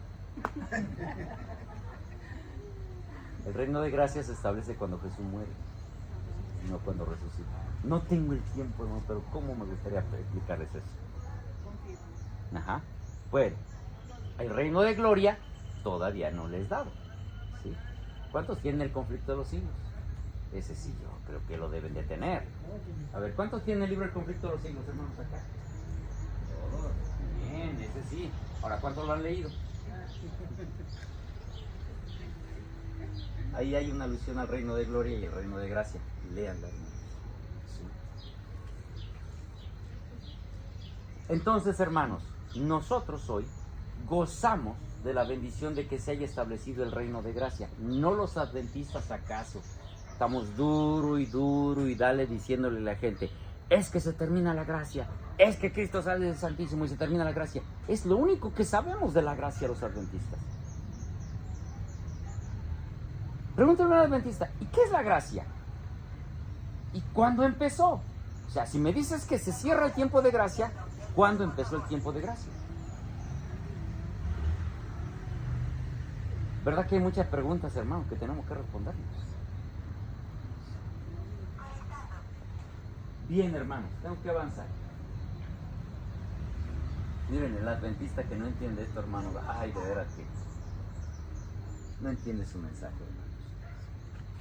Si este árbol yo le colgara un letrerillo ahí que diga, soy un papayo, o un, ¿cómo le llaman? Un naranjo, soy un naranjo. Es que esa palabra que usan acá ustedes para papayo, allá en México, es una palabra obscena. ¿Ya? Un naranjo. Soy un naranjo. Pero veo que da ¿qué? ¿Qué es? ¿Es naranjo o es mango? ¿A qué le hago caso? ¿Al fruto o al letrero? Si usted trae un letrero y dice yo soy un adventista del séptimo día, pero no conoce su mensaje, ¿qué es?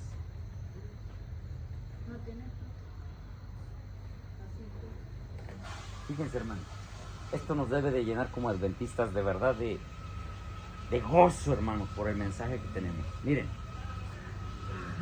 dice en Génesis 12, 1 al 3, Jehová había dicho a Abraham, vete de tu tierra y de tu parentela y de la casa de tu padre la tierra que te mostraré. Haré de ti una nación grande, te bendeciré y engrandeceré tu nombre. Esto no lo vimos allá, hermanos, esto lo estamos mirando aquí recién. Y serás bendición, bendeciré a los que te bendijeren y a los que te maldijeren maldeciré. Y serán benditas en ti, ¿quién? Toda la tierra. Todas las Familias de la tierra. A ver, ¿quiénes iban a ser benditos en Abraham? ¿No dice los judíos?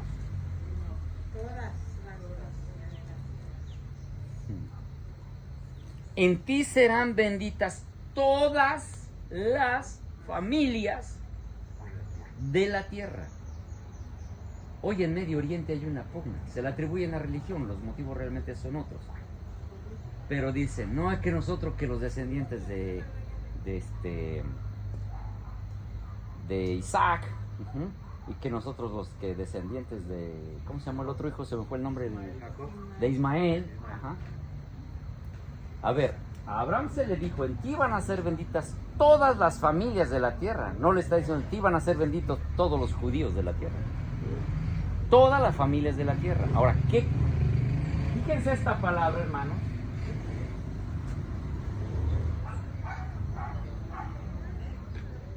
Aquí serán benditos. Hay dos afirmaciones que debemos de considerar aquí. A Abraham se le dice, en ti serán benditas todas las familias, perdón, hermano, todas las familias de la tierra. Eso. Pero luego en Génesis 22, 18 leemos diferente. Ahí dice, en tu simiente serán benditas todas las familias de la tierra. Entonces, a ver, ¿en quién van a ser benditas las familias de la tierra? ¿En Abraham o en su simiente? ¿Qué hacemos con el primer versículo? En ti serán benditas todas las familias de la tierra.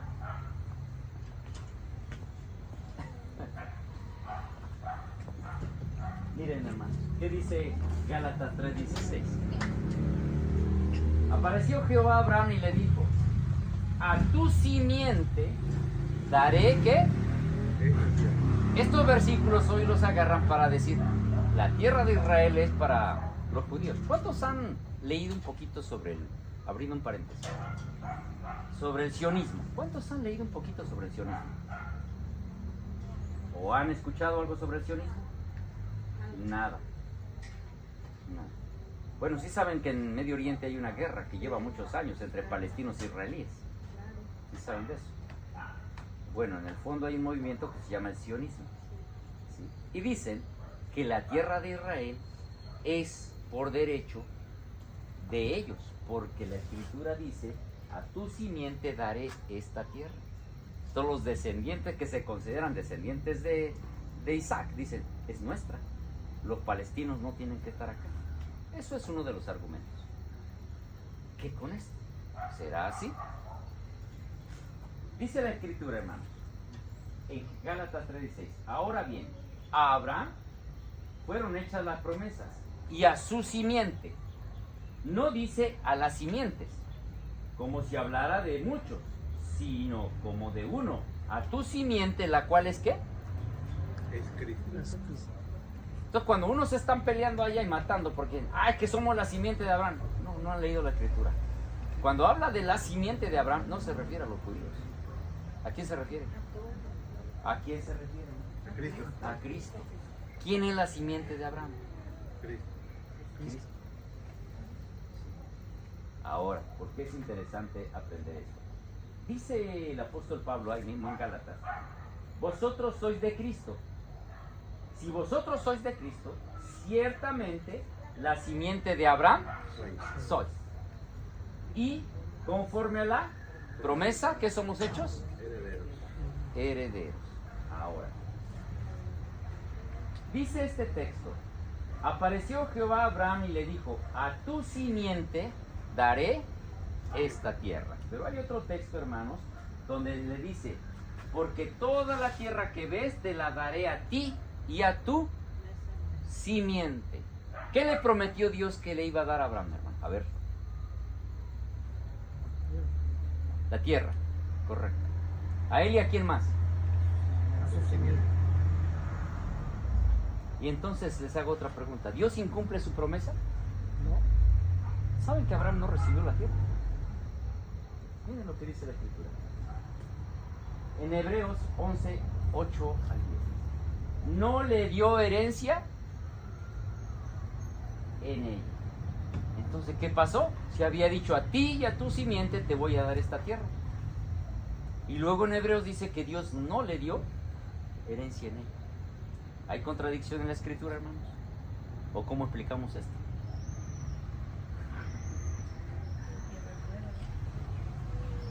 Dice la hermana, la tierra nueva. Vamos a ver. Busquen por favor Génesis 15:15. Génesis 15:15.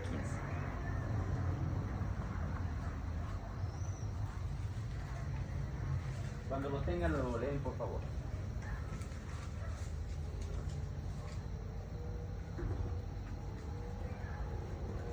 Quien lo tenga, adelante.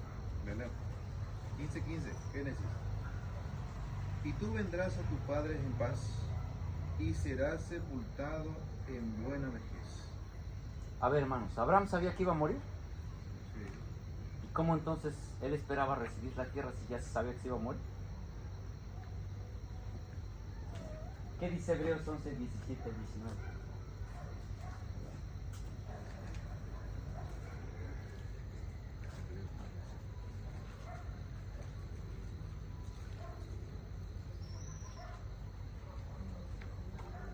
Por favor, que lo encuentre, lo lee. Adelante, adelante. Por la fe Abraham, cuando fue probado, ofreció a Isaac. Y el que había recibido la promesa ofrecía su unigénito, habiéndosele dicho, en Isaac te será llamada descendencia, pensando que Dios es poderoso para levantar aún de entre los muertos, de donde en sentido figurado también le volvió a recibir. Ajá. A ver, fíjense, aquí encontramos algo. ¿Qué pensarían ustedes si yo le digo que Abraham era un adventista del séptimo día y que creía en la resurrección?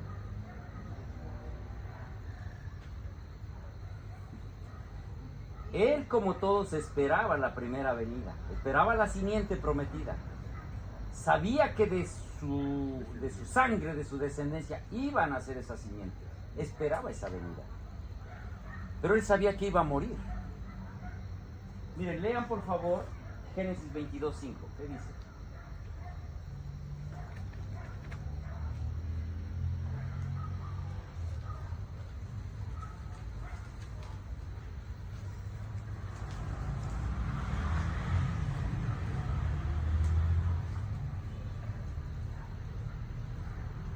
Por favor, quien lo tenga le da lectura. Génesis 22:5, hermanos. Hermanos que están allá atrás de mi lado izquierdo, si se gustan acercar un poquito más hacia acá para que sean favorecidos por la luz. ¿Qué dice, hermanos, el texto? 22:5. Dice, entonces dijo Abraham a sus siervos, esperad aquí con el asno y yo y el muchacho iremos hasta allí y adoraremos y volveremos a vosotros. Gracias, hermano. A ver, fíjense bien. ¿Abraham estaba dispuesto a sacrificar a su hijo? ¿O no? Sí. Sí, lo llevó, ¿no? Ya. ¿Por qué les dice a sus siervos, espérenos aquí que yo y el muchacho volveremos? Porque él tenía esa fe. Si se supone que lo iba a sacrificar. Porque Abraham creía en la resurrección, ¿no? Y lo que Abraham esperaba, como te daré esta tierra, no es esta tierra, hermanos, que se está corrompiendo y cayendo día a día a pedazos. Abraham, dice el libro de Hebreos, que tenía puestos sus ojos en la ciudadanía, que está en donde. Y hoy se están matando en Medio Oriente, descendientes de ellos que dicen, es que esta tierra es nuestra. Si tan solo leyeran lo que dice la Escritura, O entendiera. es que ellos rechazan el Nuevo Testamento. El judío ortodoxo no acepta el Nuevo Testamento. Y hoy se están matando allá. Y siguen diciendo que Israel es el pueblo de Así es. sabemos que ya no lo es. Muy bien. Ahora, fíjense bien. En San Juan 8:56, por favor. Esto tenemos que clarificarlo, hermanos, porque es importante que nosotros lo entendamos. San Juan 8:56. San Juan 8:56. Quien lo tenga, por favor, le da la lectura. Abraham, el padre de ustedes, se gozó en que vería mi día, y lo vio y se gozó. Abraham se gozó de que vería mi día. Y lo vio y se gozó. ¿A qué día se refiere? La resurrección. La resurrección, dice mi hermano. ¿Cuál era el anhelo del pueblo desde Adán para adelante? Todos los que sacrificaban, ¿qué esperaban, hermanos? La simiente, la primera venida de nuestro Señor Jesucristo. Ahora, ¿cómo iba nuestro Señor Jesucristo, hermanos, a solucionar el problema del pecado cuando viniera? ¿No con su muerte? ¿Sí? Sí. Bueno, miren lo que dice Génesis 14, 18 al 14. Génesis 14, 18 al 14.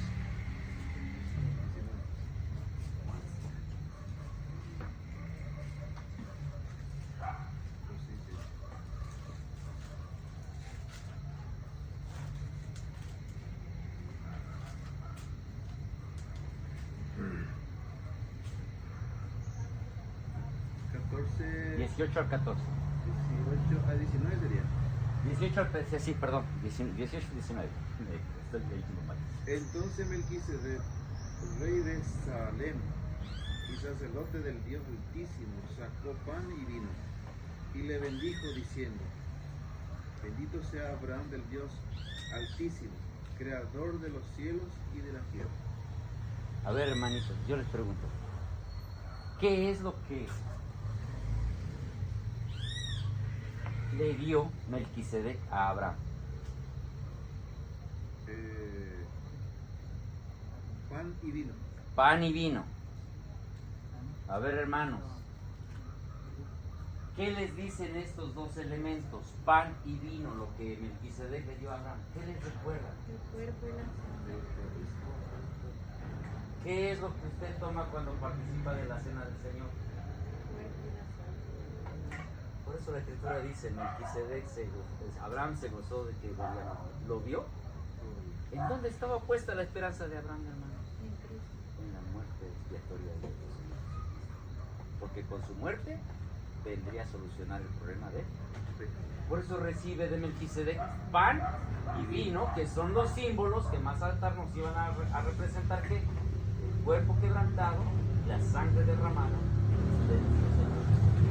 Mira toda la consistencia que hay en la Escritura, hermano. que, bueno, solo tenía en la despensa parim. No, es que son símbolos de lo que vendría a representar la muerte de nuestro Señor Jesucristo, el pan y el vino. Muy bien, entonces voy a ir aquí ya aterrizándole. A ver, hermanos.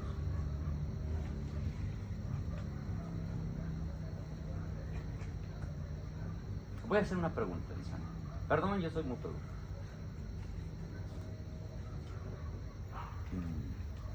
¿Había templo en el Edén? No había templo en el Edén. Yo les pregunto, ¿habrá templo en la Nueva Jerusalén? ¿En la Tierra Nueva? Sí. ¿Sí? ¿Sí? Vale. A ver, ¿me ayudas? Jesús morará con nosotros, dice el hermano. Hay que salir de esta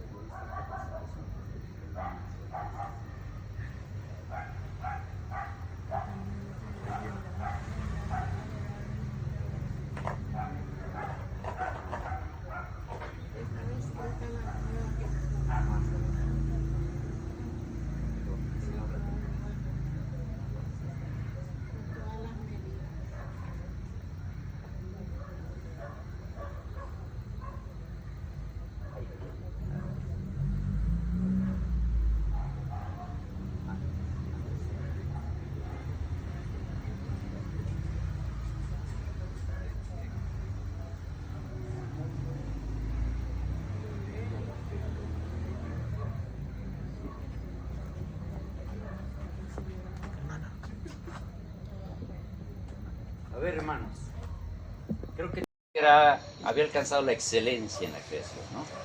Bueno en gran manera. Pregunto, hermanos, ¿había enfermedad en la tierra? ¿Había dolor?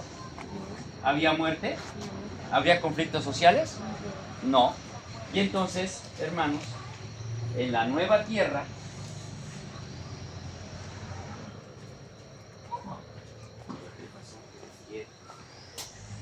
¿ya cambió? No.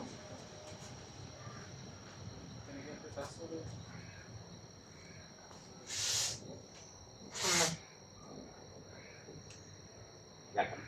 Gracias. Ay, hermanos, voy a tener que llevarle a México. A ver, en el Edén, hermanos, no había llanto, no había muerte, no había dolor. ¿Qué nos dice la Escritura sobre la tierra nueva? Que no habrá llanto, ni clamor, ni dolor, ni muerte. Fíjense lo que Dios está haciendo. Está restaurando la tierra a su estado edénico. Lo que Dios va a hacer, hermanos, cuando Él venga por segunda vez el Señor, va a restaurar esta tierra a como era originalmente. Así como no había muerte, clamor, llanto, va a restaurar la tierra para que no haya llanto, clamor, dolor. ¿Sí? En el Edén, hermanos, antes de la entrada del pecado, ¿no Dios le dio al hombre el día de reposo el sábado? ¿O se lo dio después del pecado? Antes. ¿Qué va a restaurar Dios cuando en la tierra nueva? ¿Qué dice Isaías, hermanos? ¿Será que de mes en mes y de sábado en sábado vendrá toda carne a adorar? O sea, quiero que entendamos, hermano, que lo que Dios va a hacer es restaurar la tierra al estado original.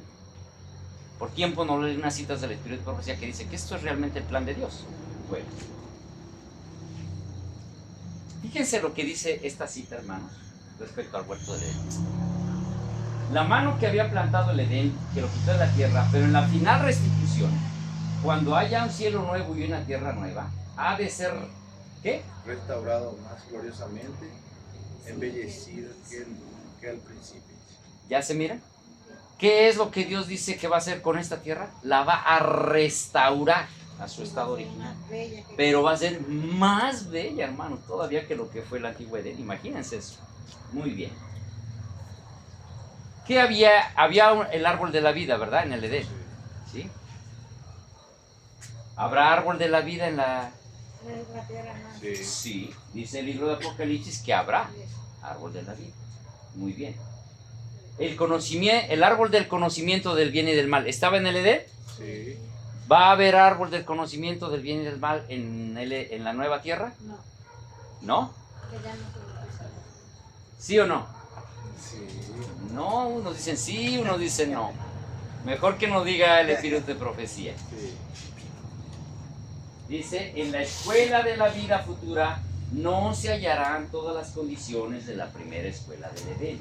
Ningún árbol del conocimiento del bien y del mal ofrecerá oportunidad a la tentación. No hay allí tentador ni posibilidad de injusticia. Todos los caracteres han resistido la prueba del mal y han dejado de ser susceptibles a su poder. No habrá árbol del conocimiento del bien y del mal en la nueva tierra.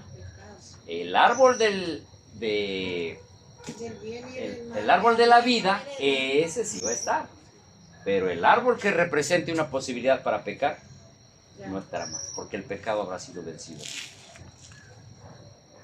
Ahora, aquí viene donde a los adventistas de repente nos dan un gancho al hilo. Porque si hasta aquí yo le dijera, oiga hermano, y usted se está preparando para... Amén, por eso voy los sábados a la iglesia. ¿Cree que la tierra va a ser restaurada a su estado edénico? Amén, sí, muy bien. Pero ¿sabe que hay un detallito? Que la alimentación antes de la entrada del pecado era así. Dijo Dios, he aquí os he dado toda planta que da semilla, que está sobre toda la tierra, y todo árbol en que hay fruto, y que da semilla os serán para comer, etc. ¿Qué comían los animales, las bestias del campo, hermanos, antes de la entrada del pecado? Hierbas. Dice, toda bestia de la tierra y todas las aves de los cielos y a todo lo que se arrastra sobre la tierra en que hay vida, toda planta verde le será para comer. Y si Dios va a restaurar las condiciones del antiguo Edén en la nueva tierra, ¿cómo va a ser la alimentación allá? Igual. Miren lo que dice Isaías. Yo no me cabe, hermano, en la cabeza. Yo soy uno de ellos, yo me incluyo, hablo por mí. Yo por muchos años me considero un adventista del séptimo día, pero parecía de la tribu de Media Persia, que se me dijo, levántate y come mucha carne. Porque comí carne, hermanos. Cuando alguien me insinuaba, no comas carne, ese ya de por sí me caía mal. Pues yo no entendía, hermanos. Pero yo decía, pero yo voy a heredarla. ¿Qué dice Isaías? Morará el lobo con el cordero, y el leopardo con el cabrito se acostará. El becerro y el león y la bestia doméstica andarán juntos. Un niño los pastoreará. La vaca y la osa pacerán. ¿Qué es pacer? Comerán pasto juntos. Sus crías echarán juntas. El león como el buey comerán, ¿qué? Pasto. Paja. No harán mal ni dañarán en todo mi santo mundo. ¿Qué está haciendo Dios con la alimentación cuando restaure la tierra? Restaurar. Vuelve la alimentación a su estado original. Y aquí donde los adventistas le encontramos el pero. Decimos, todo iba bien, todo iba muy bien, pero estos fanáticos de que empiezan con la alimentación. Hermanos, a una persona le dije, hermano, es que como adventistas nosotros ya no hemos exaltado la fe de Jesús. Eso lo dice la sierva del Señor. Solo hablamos de la ley de Dios, pero de la fe de Jesús, pregúntele a un adventista. Y cuando yo pregunté, ¿saben qué me dijeron, hermanos? De verdad, hermanos, esto fue literal. Una hermana me dijo, sí tenemos la fe de Jesús, hermano. Inocentemente sacó de su bolsita un folletito y me dijo, aquí está. Qué poco entendemos los adventistas, hermanos, nuestro mensaje. Entonces no entendemos el tema de la justificación por la fe. Leamos 1888, lo que pasó en Minneapolis. Leamos Patriarcas y Profetas, los dos pactos. Pero hoy el adventista entiende, los 10 mandamientos, sí. La fe de Jesús, un folleto. No, hermanos. Hablar de la fe de Jesús es hablar de la justificación por la fe. Hoy el adventista poco conoce de la justicia imputada y de la justicia impartida.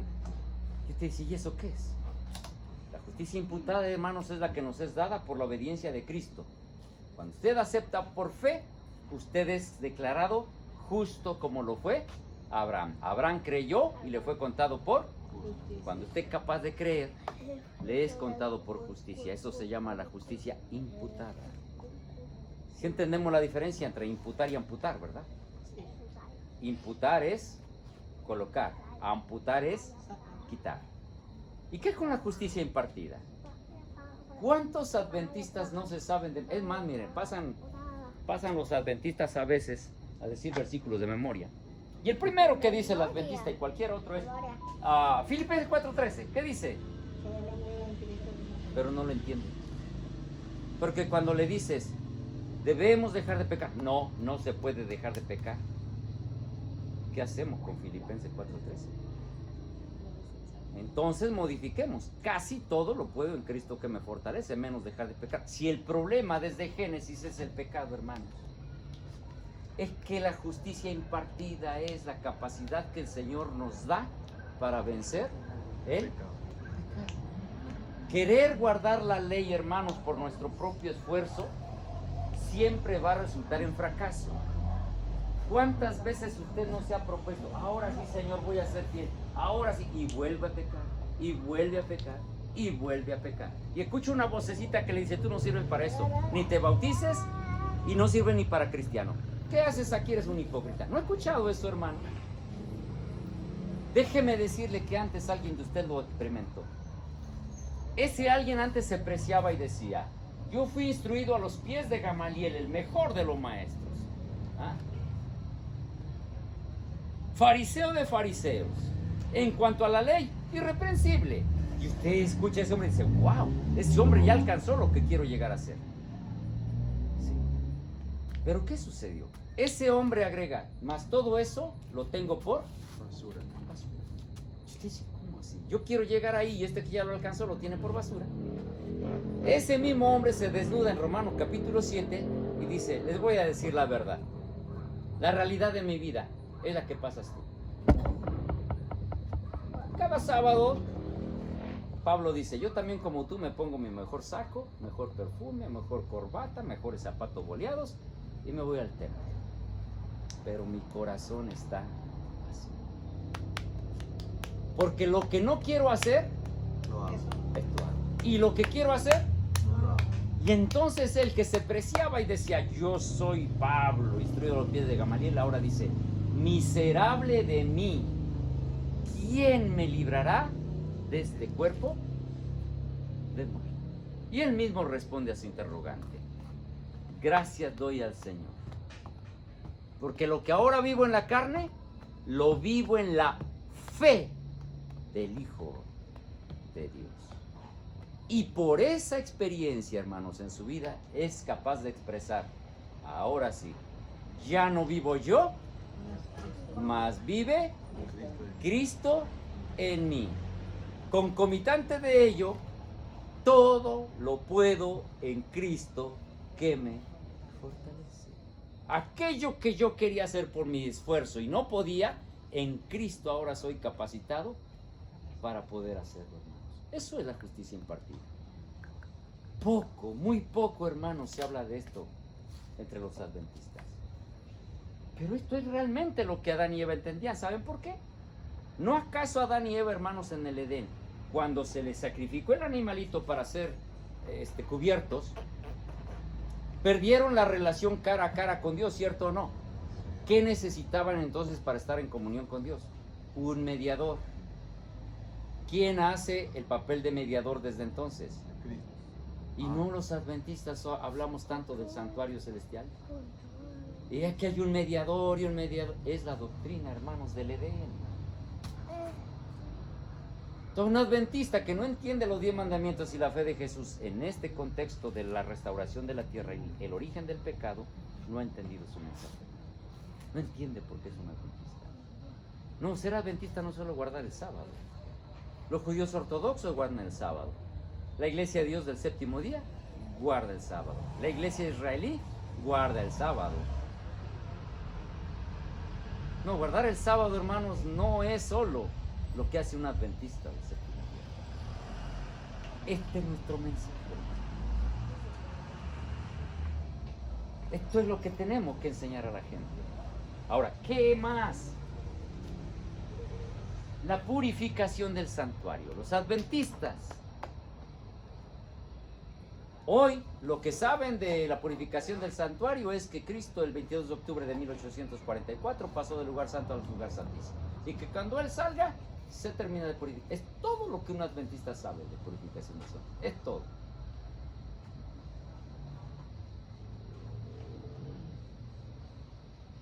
Ahorita, acuérdenme que les debo una cita respecto a la purificación del santuario. Quiero hacer mención del último pilar, que es el pilar del mensaje de los tres ángeles. Hoy, adventistas tachan de locos a adventistas porque hablan del mensaje de los tres ángeles. ¿Cómo así?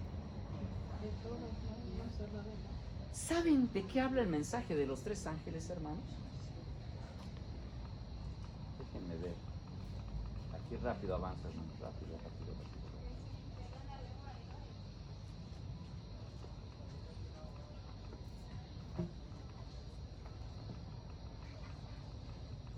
Déjenme rápido, hermanos.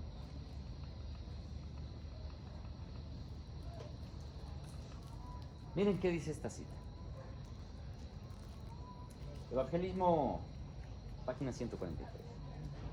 Varias personas, escribe Elena White, varias personas me han escrito preguntando si el mensaje de la justificación por la fe es el mensaje del tercer ángel.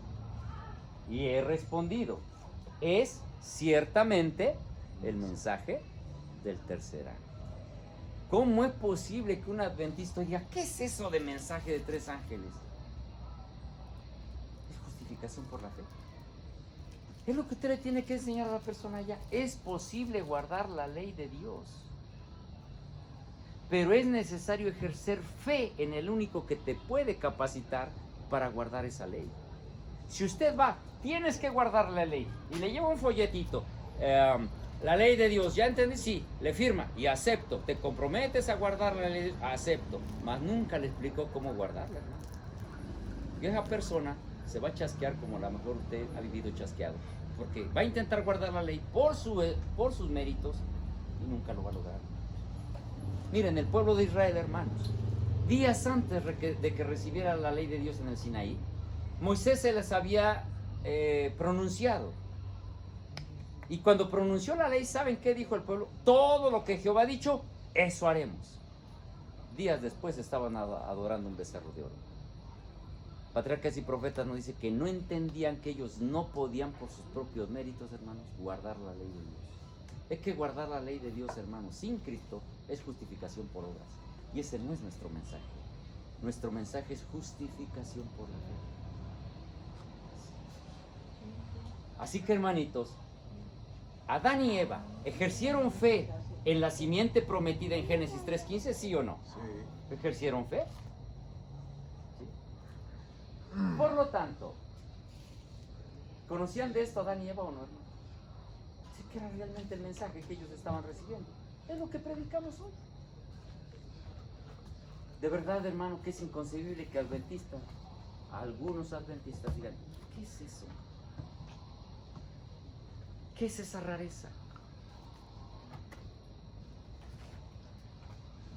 Hermanos, entonces, con esto, hermanos, yo les pregunto hasta aquí. ¿Tenemos un mensaje sustentable en la Escritura? ¿Usted necesita por fuerza llevar un montón de libros del Espíritu de Profecía para enseñar a la gente lo que cree? Biblia, hermano. Con su Biblia lo puede hacer. Es necesario que usted se documente, sí, que lea el Espíritu de Profecía. Pero si usted va a hablar con alguien que no conoce y no acepta el Espíritu de Profecía, usted debe estar preparado con su Biblia. Porque en ello le va a mostrar el mensaje que usted cree, el plan de la redención. Así que, hermanos, precisamos leer más. El Señor dijo, escudriñen la Escritura. No dijo lea. A veces hemos leído, bueno, hay gente que se precia de que ha leído el año bíblico no sé cuántos años. Pero usted le pregunta algo de la Escritura y dice, no sé. ¿Cómo si ya lo leíste? Entonces cabría preguntar como se le preguntó a el etíope, ¿entiendes lo que lees? Este respondió, ¿cómo voy a entender si nadie me explica? Ah, bueno, hermano, si usted no entiende, tenemos, gracias a Dios, el espíritu de profecía. Pero hoy, aquel espíritu de profecía que podría enseñarles a los adventistas qué es su verdadero mensaje, lo rechazan no creen más en el espíritu de profecía. Es más, argumentan, a esa señora le dieron una pedra en la nariz, estaba loquita, pobrecita, y escribía puras sandeces. Ay, hermano. Sin profecía el pueblo Muere. se descarría. Sí. Tenemos que volver, hermanos, a las sendas antiguas. Este es el mensaje que nosotros predicamos, hermanos. Es un mensaje no bíblico. No, es altamente bíblico, sustentable. Sí. Esto es lo que predicamos. Así que, mi querido hermano, en adelante, usted debe sentirse agradecido con el Señor porque le ha dado la bendición de conocer este mensaje, que es el último mensaje de amonestación. Y déjenme decirles, en México tenemos un dicho, hermano, que dice que ya el horno no está para empanadas. Yo no sé si aquí conozcan ese dicho. ¿Qué queremos significar en México cuando decimos el horno no está para empanadas? Hermanos, el tiempo que vivimos no está para ir, sentarnos en un templo, encerrarnos en cuatro, aunque no sea un templo, una casa, sentarnos en cuatro paredes y encerrados, de sol a sol, aunque se la pase estudiando todo el día. No, hermanos. Concluyo diciendo lo siguiente, hermanos. ¿Saben qué es lo que nos tiene separados de la venida del Señor? ¿Qué nos separa de la venida del Señor? ¿Por qué el Señor no ha venido? Porque no predicamos. En el libro El deseo de toda la gente, la sierva del Señor nos dice, hermanos, que el no haber predicado este mensaje ha hecho que el Señor... ¿Usted quiere que el Señor venga? Así es. Predique este mensaje. ¿No quiere que el Señor venga? No predica. Enciérrese en cuatro paredes cada sábado, cante, ore, lea, amén, ya me voy, se acabó, nos vemos el otro sábado. Así el Señor no viene. Lo que nos separa de la venida del Señor es una tarea, no es conocimiento. El Señor no espera eruditos, hermanos. No. El Señor espera gente dispuesta a llevar este mensaje a otros. Pero es preciso, hermano, que entendamos bien este mensaje para poderlo compartir a otros. Ya se miró que con solo su Biblia puede dar prácticamente todo el Evangelio a una persona. Así de sencillo, hermanos. En esto están nuestros 7 pilares. Les exhorto, hermanos, por favor, a que nos unamos y que en adelante, hermanos, replanteemos. Si hasta aquí no hemos hecho la obra del Señor, replanteemos qué estamos haciendo. Reconsideremos. Me gozo de saber que en Paraguay están haciendo material impreso para repartir. Amén. Otros países están haciendo lo mismo también. México también lo está haciendo.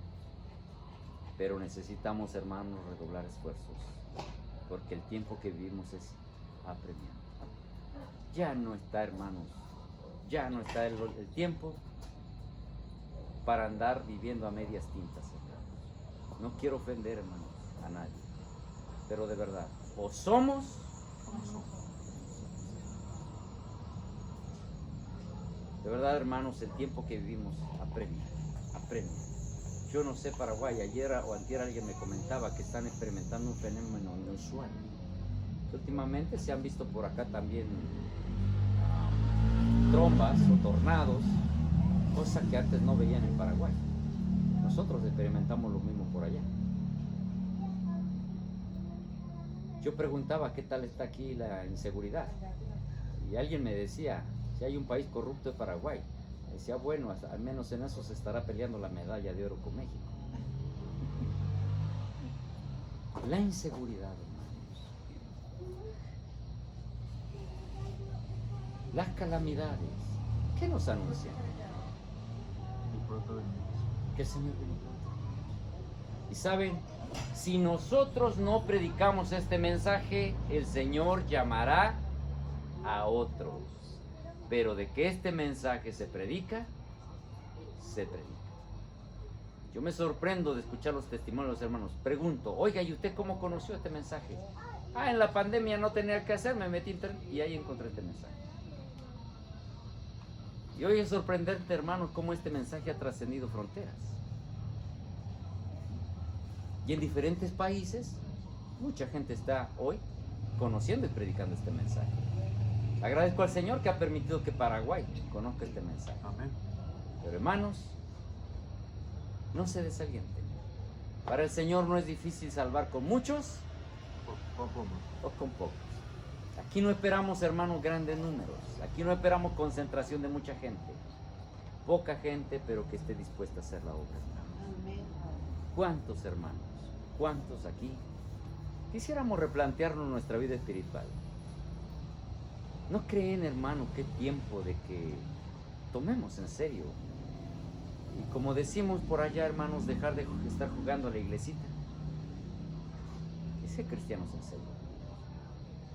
Si usted ha estado dubitativo hasta aquí, si usted ha postergado su decisión por el Señor, o ha postergado el trabajo por el Señor, hermano, sin ser nadie que tenga por qué decirle algo, me atrevo a decirle, hermano, reconsidérelo en el nombre del Señor. El tiempo es breve, muy breve. Me gustaría, hermanos, esta noche que fuéramos dirigidos al trono de la gracia, pedir al Señor que reconsidere, hermanos, que perdone nuestra negligencia, nuestra falta de interés. Porque, hermanos, antes se nos conocía como el pueblo de la Biblia. Hoy se nos conoce como el pueblo del celular. Penoso, hermanos, llegar a las iglesias. Hermanos, saquen su Biblia. Todo el mundo saca celular, que usa para... La palabra del Señor nos dice: harás distinción entre lo santo y lo profano. ¿Les gustaría, hermano, que tuviéramos una palabra de oración? Yo no sé, hermano, qué pase por su cabeza. Yo no lo conozco. No sé. No sé qué problemas, qué necesidades, qué luchas tenga, qué proyectos, yo no lo sé. Pero al Señor, que no escapa ni uno de nuestros pensamientos, lo sabe. Les invito, hermano, para que pongamos nuestra vida en la mano del Señor. Y si hasta ahora no hemos hecho lo que sabemos debemos hacer, hermanos, estamos aquí. Reconsideremos. Y estudiemos, hermanos, por favor. Escudriñemos la Escritura. ¿Les parece bien si oramos? Claro.